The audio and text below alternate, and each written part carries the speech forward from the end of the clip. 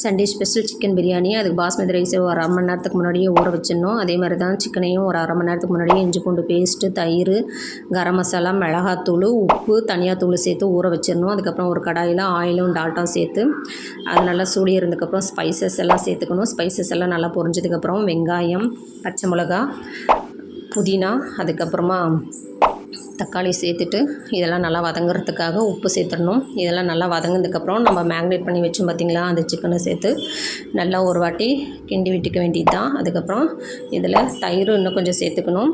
இஞ்சி பூண்டு பேஸ்ட்டும் சேர்த்துட்டு நல்லா வதக்கணும். வதக்கினதுக்கப்புறம் நம்ம தேவைப்பட்டால் பிரியாணி மசாலாவும் சேர்த்துக்கலாம்.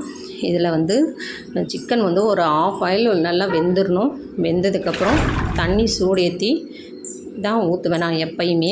தண்ணி வந்து 1க்கு 1.5 பாகம் தண்ணி ஊற்றிட்டு அது நல்லா கொதித்து வந்ததுக்கப்புறம் நம்ம பாஸ்மதி ரைஸ் ஊற வச்சுருந்தோம் பார்த்திங்களாண்ணா, அதை எடுத்து போட்டு தண்ணி நல்லா இழுக்கிற அளவுக்கு நம்ம மூடி போட்டு வேக வைக்க வேண்டியது தான். தண்ணி வந்து ஓரளவு ஃபுல்லாக இழுத்துடணும். இழுத்ததுக்கப்புறம் தான் நம்ம தம் போடணும். தம் போடுறதுக்கு ஒரு தவா எடுத்து தவாவில் தான் எப்போவுமே நான் தம் போடுவேன். தவா சூடு ஏறினதுக்கப்புறம் அதில் ஒரு 10 நிமிஷம் தம் போட்டு எடுத்தால் சிக்கன் பிரியாணி ரெடிப்பா. லாஸ்ட்டில்